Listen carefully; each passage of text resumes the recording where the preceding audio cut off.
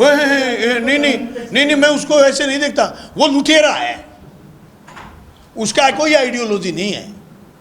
वो तो ये है कि उसके खांचे जचे हुए थे गांव गांव में, गली गली में, थाने के लुटेरे, दलाल, थाने के एसडीएम के दलाल, डीलरों के दलाल, इतना सा ही है ब्यूत उसका, उसको ब्यूत ही नहीं है उसका। संजीवनी अस्पताल बाल एवं शिशु रोग, general surgery, plastic surgery, neuro surgery, नेत्र रोग, फिजियोथेरेपी, स्त्री एवं प्रस्तुति रोग, हृदय एवं शुगर रोग, हड्डी एवं जोड़ रोग, कार्डियोलॉजी, दंत रोग, इमरजेंसी चिकित्सक सुविधाओं में एक भरोसेमंद नाम है। ICU 29,50,000 रुपए का तो एक अलॉट हुआ था मुझे फ्लैट जयपुर में, अरावली मानसरोवर में। बहुत सारे विधायकों को नहीं, टोटल विधायकों के लिए था। 192 विधायकों ने शायद ये फ्लैट लिए, जैसा मेरा मानना है। आज उसकी कीमत है 35 लाख रुपए और 15 लाख रुपए मेरी दादालाई ज़मीन की कीमत बनती है, जो मुझे दादालाई ज़मीन हिस्से में आती है। ये टोटल हो गए 50 लाख। मेरे खाते में 2 खाते हैं मेरे पास, जो डिटेल तैयार हो गई थी जिस दिन तक एफिडेविट तैयार हो गया तो उस समय 68,000 रुपये प्लस दूसरे खाते के करके, तीसरे खाते के करके, वो सारे 1.25 लाख रुपए थे। आज तो खैर 17,000 हैं, लेकिन एफिडेविट 3 दिन पहले तैयार हो गया था। मेरे में हाउस लोन, पर्सनल लोन मान करके ये जो फ्लैट जो लिया है, और उसके बाद जो मुझे तनख्वाह जनता ने बंधवाई थी, वो लोन सारे मैं करूं, दोनों तीनों बच्चों की शादी के बाद जो लोन लिए, वो सारे लोन तीनों करूं तो मेरे पर सरकार मेरे में मांगती है 45,14,970 रुपये। मेरे पास जो चल और अचल संपत्ति है वो पिछली बार से घट करके 5 लाख बची है। ये मेरा एफिडेविट है। कितना बड़ा मसला था। भी राज्यसभा के चुनाव में कोई पैसे देता, चेयरमैन साहब के पास बैठे हैं, ये पैसे देते, तो आज मुझे ईडी का, सीबीआई का डर नहीं लग रहा क्या भी मैं इस एफिडेविट में नहीं लिखूँ। ये आ गया एफिडेविट। एफिडेविट बहुत बड़ा है, आपको कॉपी देंगे, पूरे एफिडेविट की कॉपी उपलब्ध कराएंगे, आपको सबको भेजेंगे। लेकिन जो मैंने आपके सामने तथ्य रखे ना, ये एक्यूरेट है। संपत्ति है ना मेरे पास, हजारों हजार लोग हैं मेरे साथ। इसके अलावा मेरे पास चल संपत्ति ज़्यादा नहीं। किसान भवन लोगों ने जो मदद करी उससे भवन खड़ा हो गया। पिछले 5 साल मेरे को मदद करी है लोगों ने, गांव गांव में मालाएं डाली। किसान आंदोलन में भी खूब रुपए, 12-15 लाख रुपए कई गाँवों से गांव के चौक में बुला करके माला डाली। हमने शाहजहाँपुर बॉर्डर भेजे। बॉर्डर में जब कोरोना था, स्थिति विकट थी, तो यहाँ से सामग्री भेजते थे। उसके बाद ये किसान भवन में लोगों ने मदद करी। लेकिन बलवान पुनिया की संपत्ति है, ये संपत्ति है कि आज मेरे में 45 लाख रुपए का लोन है और मैं बड़ा खुश हूँ इतनी संपत्ति से। आपको ये तो खतरा नहीं कि आपको कोई ईडी आएगी, आपके घर छापा पड़ जाएगा। सर, विपक्ष ने फिर भी बार बार कहा कि पंजाब में आपके नाम जमीन है, आपके रिश्ते। मैं एफिडेविट में लिखता ना, वो तो यूँ तो कहते ही रहेंगे, ई धरती ऐप किस लिए भी। विपक्ष वाले कह रहे पंजाब में जमीन, तो ई धरती ऐप किस लिए, मारो सर्च। मेरे रिश्तेदारों की जमीन होती तो रिश्तेदार बाकी थोड़ी हो जाते भाई। मैं रिश्तेदारों के नाम जमीन करा देता तो राजी रहते, बाकी थोड़ी हो जाती। एक रिश्तेदार की करा देते तो दूसरा कह देता उसके नाम करवा रखी है, हमारे तो करवाई नहीं। तो ये तो कंफ्यूज क्लियर हो गया। 1.5 साल पहले क्लियर हो गया था। ये तो 1.5 साल जिस दिन हमने प्रधान जी को पार्टी से निष्कासित करा था, मलखेड़ा में बैठ करके सब साथियों ने, सब जनप्रतिनिधियों के सामने स्पष्ट कहा था, हमारे पार्टी सेक्रेटरी ने प्रेस नोट जारी करा था कि पार्टी की लाइन के खिलाफ चल रहे हैं प्रधान जी, अब ये पार्टी में नहीं रहेंगे। 1.5 साल पहले की बात, आज की बात थोड़ी है। उसी दिन क्लियर हो गई थी। ये तो अब विपक्ष, असल बात में विपक्ष के पास कोई मुद्दा नहीं है, उनके पास कोई ये चीज़ नहीं है कि वो हमारे पर क्या आरोप लगाएं, उनके पास कोई मुद्दा ही नहीं। इस तरह से किसान आंदोलन रहा और आप भी जुड़े किसान आंदोलन से, साथ ही सवाल भी कर रहे थे इस चुनाव, क्योंकि किसान आंदोलन के बाद ये पहला ही चुनाव विधानसभा का, लोकसभा का होगा। उसके बाद कितना का असर आपको दिख रहा है किसान आंदोलन का? बीजेपी कह रही है कि हमारी बारी है, हम सत्ता में आएंगे, लेकिन जिस तरह से 3 कानून लाए गए, क्या बीजेपी मौन है 3 काले कानूनों पर। बीजेपी तो ओपीएस पर भी मौन है। बीजेपी तो इस बात पर भी मौन है भी हाँ हमारे नेहरू की क्राइसिस रही है पिछले 6 महीने से, तो जानबूझ करके बदमाशी करी हरियाणा ने। हमने बार बार चिट्ठी लिखी, बार बार प्रयास करा। मैंने गजेंद्र सिंह जो हमारे केंद्र के जल शक्ति मंत्री, उनसे भी करा। यहाँ बीजेपी की सांसद है, मैंने सांसद महोदय को आज से 4 महीने पहले चिट्ठी लिखी थी भी आप भी कुछ प्रयास करो, हम भी कर रहे हैं। हरियाणा से पानी लेना है, पंजाब से पूरा पानी लेना है, उसमें भी वो तो कुछ नहीं करते। वो सिर्फ ये कहते हैं कि बलवान पुनिया पानी बेचा है। अब ऐसी कोई ऐसी कोई नीति नहीं होती कि एक स्टेट का एमएलए दूसरे स्टेट को पानी बेच देगा, ऐसा नहीं होता। सवाल ये है कि हम एक स्टेट से दूसरे स्टेट का शेयर लें। हमारी ये लड़ाई जो मैंने कही, हमारी नहरें टूटी हुई थी, जब हम हरियाणा जाते तो कहते आपकी नहर पानी नहीं लेगी। हमने 192 करोड़ रुपए स्वीकृत करा दिए नहरों को। हम कोशिश ये करेंगे कि हमें पूरा पानी मिले, और बार बार इसके लिए विधानसभा में आवाज़ भी उठाई। मेरे से पहले वालों ने कभी ऐसा माहौल ही नहीं बनाया। बीच में कोरोना आ गई, नहीं तो पहले भिड़ते ही मैंने जो पहली विधानसभा में आवाज़ उठाई, राजस्थान के मुख्यमंत्री चंडीगढ़ मीटिंग लेकर के आए। लेकिन उसके बाद जो कोरोना आई 1.5 साल, तो वो एक रिदम खराब सा हो गया था। हम पूरे पानी की लड़ाई भी जारी रखेंगे, और नहरों के नवीनीकरण के लिए जो बड़ा बजट आया उससे हम पूरे भादरा क्षेत्र की, चाहे अमर सिंह बराज हो चाहे सिद्धू नहर हो, इसको कंप्लीट रूप से तैयार करेंगे, जिससे ज़्यादा से ज़्यादा पानी लेने की हमारी कैपेसिटी बढ़े।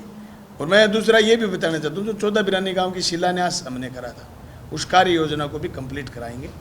अब दोबारा जीतते हैं हम, खेत खेत में पानी पहुँचाने की जो एक शिला लगी थी 5 अक्टूबर 1989 को सिद्धमुख नहर की, 112 लाख हेक्टेयर ज़मीन, 112 यानी 1,12,000 हेक्टेयर ज़मीन, 112,000 हेक्टेयर ज़मीन कमांड होने का था। 90,000 हेक्टेयर ज़मीन उसके नीचे कमांड हुई है, जिसमें आज ना करते हुए 60,000 हेक्टेयर ज़मीन में पानी लगता है। उसी तरीके से हम 14 बिरानी गाँव जो भादरा के 14 नौर के 2 तारानगर के हैं, उनका जो शिलान्यास उसका काम भी पूरा करेंगे। भादरा के चारों तरफ रिंग रोड बनाएंगे, भादरा के नर्सिंग कॉलेज का काम करवाएंगे। ये सारे काम हैं जो हम कंप्लीट करेंगे आने वाले समय में। सर, कांग्रेस की टिकट कब तक आ जाएगी? कोई गठबंधन को लेकर के चर्चा चल रही है? वो बड़े स्तर का मसला है, दिल्ली जाने उसको, हमारे बस की बात नहीं। आपके भी खासम खास है अशोक गहलोत जी, कोई डिस्कस हुआ इस पे, इसको लेकर के पहले से? वो कई दिन पहले पूछ रहे थे, अभी तो कोई डिस्कशन नहीं हुआ। फिर वो बोले दिल्ली बात करेंगे, तो दिल्ली वाले तो मेरे संपर्क में नहीं। नहीं, अगर कांग्रेस की टिकट आती है तो आप चुनाव में कोई फर्क महसूस करते हैं? नहीं, कोई फर्क महसूस नहीं करते, कोई फर्क महसूस नहीं। चेयरमैन साहब हमारे साथ हैं, ये आज साहब हमारे साथ हैं, हमारे साथ पूर्व प्रधान धर्मपाल जी हैं, कांग्रेस के नेता हैं। लेकिन ये मानते ही है ना कि जिस दिन कांग्रेस संकट में जो बलवानपुरिया ने मदद करी, तो यहाँ के लोगों को जब भी इनका कोई काम पड़ा सरकार से, मैंने कभी इनको मना नहीं करा। और मिलकर के हमने नगर पालिका बनाई थी, आपको पता ही है, और लड़के बनाई थी, मिलके ही नहीं, लड़के मिलके लड़े, लड़के बनाई थी, एक बार नहीं 2 बार बनाई।